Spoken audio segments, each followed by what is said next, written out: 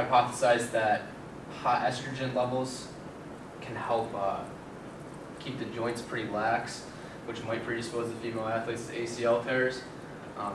They're not too sure of this because there's one study that showed there's only a slight trend towards increased knee laxity during the middle third of the menstrual cycle when estrogen is the highest. So they don't know, it's just a guess at this point. Anatomic issues, the Q angle, which we'll talk about later, that just is influenced by the angle of the hips. Women have wider hips. Yeah.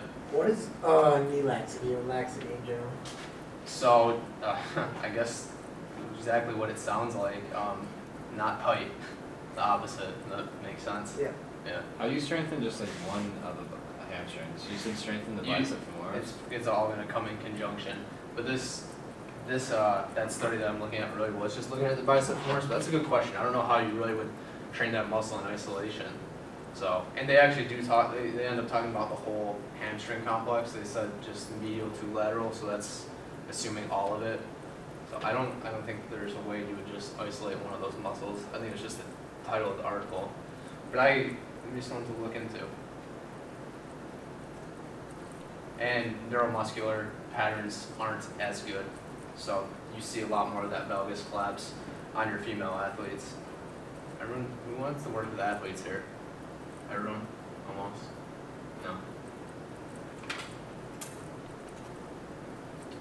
So lower activity, the external rotator muscle of the knee, which inhibits internal rotation of the knee, may be one of the reasons why female athletes tend to show a large internal rotation of the knee during drop landing.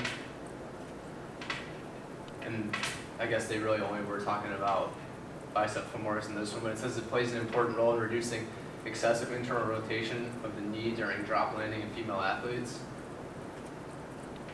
Increasing the strength of the bicep femoris muscle might help decrease the rate of non-contact ACL injuries. So I'll definitely have to look into that. There's that Q angle that we were talking about. The larger the Q angle, the theory is that the more predisposed they are to ACL injuries. And you can see they're already in kind of a more valgus position, so the knees are in. Some studies focus more on dynamic Q angles, so not just, this would be an example of static Q angle, but how they can control themselves when they're jumping, when they're doing lunges, when they're basically just moving.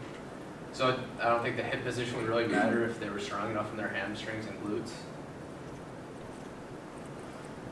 And this is kind of the reason why they're saying in women, a wider pelvis and greater Q angle have been postulated to contribute to ACL disruption by placing the knee in a more valgus or unstable position. So basically what you just saw, and this guy right here, he found that at knee flexion angles less than 60 degrees, quadricep contractions of equal magnitude place an increased strain on the ACL in women.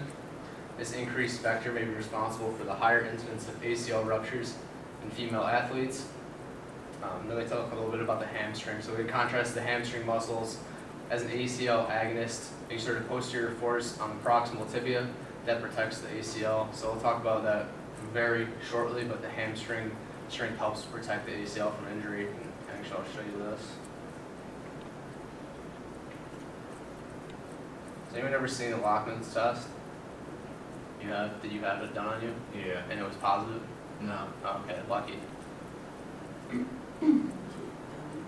So, if you tear your ACL, that's what will happen. One more time. So just looking at that, what can you guess about what the ACL does? It keeps the knee from going forward. Yeah, so it prevents anterior translation of the tibia. So if you just look at this, the tibia, there's nothing there, so they can just pull it forward. Pretty gross.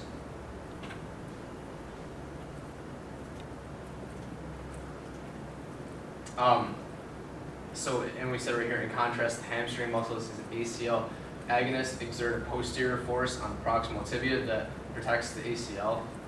So if you look at what the function of the ACL is, it's to prevent that anterior tibial translation. The quadriceps actually create that force, and the hamstrings actually counteract that force. So the hamstrings are super important in female athletes. Have you guys heard of Eric Cressy? Most of you have by now. One of his quotes is, two things that female athletes need are balls and more hamstrings. And since they don't have balls, they need more hamstrings.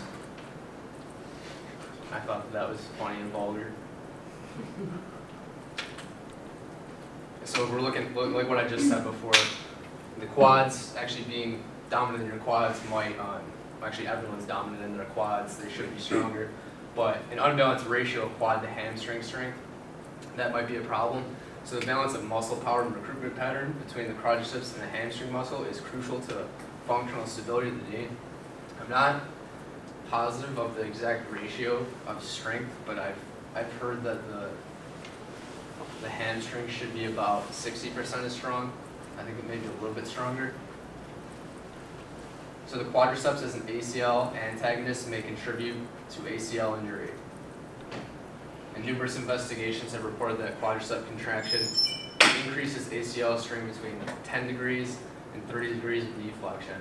So actually when we start talking about some things that you can do to prevent ACL injuries, it's actually teaching people to land or stop from a jump with their hips flexed and their knees flexed a little bit more. So because most non-contact ACL injuries occur with the knee close to full extension, it's possible that the quadriceps play an important role in ACL disruption. And like I said just before, hamstrings help protect the ACL. They act as stress shielders.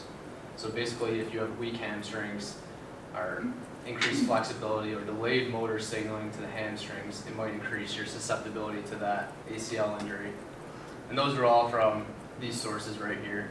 So I don't know if more than 3 people watch this video. I don't want to get sued or should I copyright infringement or whatever the hell. We'll come to this at the end. But basically this video is going to talk about hip position and how that can affect the knees. I won't get that on videotape because again I don't want to get sued. So we'll talk about hip alignment. Has anyone seen anyone that looks like this? Yeah. Probably a lot of people. So this is what would be, we talked about this in class, just an anteriorly tilted pelvis. So if you look at someone like this, the hip flexors are pulling down, the abdominals are lengthened. You see an increased lordosis there. They say the low back is tight. Things like the hamstrings are usually pretty weak too. So if the pelvis becomes excessively anteriorly tilted, it can cause a relatively adducted position in the femur. And if you remember, that's one injury mechanism right there. When the pelvis is anteriorly tilted, it changes the position of the acetabulum, which causes a relatively adducted and internally rotated position of the femur, which puts them in a compromised position.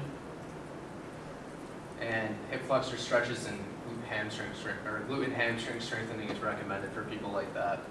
I actually just got an email from somebody like on an article I wrote like, I don't know, it's like 6 months ago. Like that, people are still reading all that old stuff. It's kind of cool. He was talking about how his knees killed because he was in that position, his knees and his low back.